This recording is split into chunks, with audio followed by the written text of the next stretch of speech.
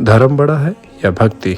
एक नास्तिक व्यक्ति भी ईश्वर को अधिक प्रिय हो सकता है अगर वो अपने धर्म का निर्वाह सही तरह से कर रहा है। 33वां अध्याय भाग दूसरा।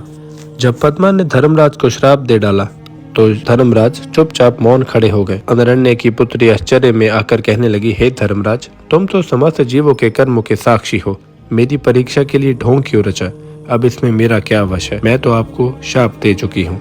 मेरा शाप अन्यथा तो नहीं जाता। चाहे आकाश, दिशाएं, वायु आदि नष्ट हो जाए, किंतु पतिव्रता स्त्री का शाप कभी नष्ट नहीं होता। और तुम भी शुद्ध सनातन रूप हो एवं व्यापक हो। यदि तुम्हारा नाश हो गया तो सत्य कहाँ रहेगा? यह तो मैं बड़ा ही अनर्थ कर बैठी।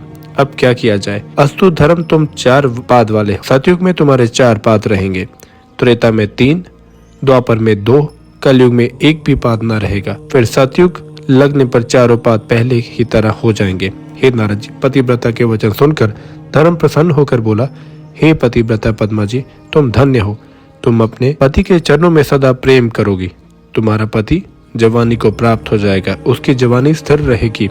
मार्कंडे के समान बड़ी आयु वाला, कुबेर के समान धनी, इंद्र जैसा वैभववान, सुंदर रूप वाला धर्मात्मा होगा।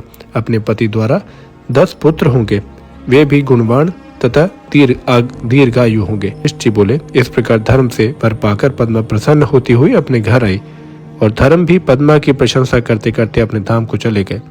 कुछ समय के बीत जाने पर पति द्वारा उसे अधिक गुण संपन्न 10 पुत्र प्राप्त हुए। हे पर्वतराज, इस प्रकार वे दोनों स्त्री पुरुष अत्यंत सुखी हो गए। इस अद्भुत चरित्र को सुनकर हिमाचल अपनी पत्नी से कहने लगे, हे देवी, अब तुम देर न करो, पार्वती पुत्री को शिव जी के प्रति अर्पण कर दो।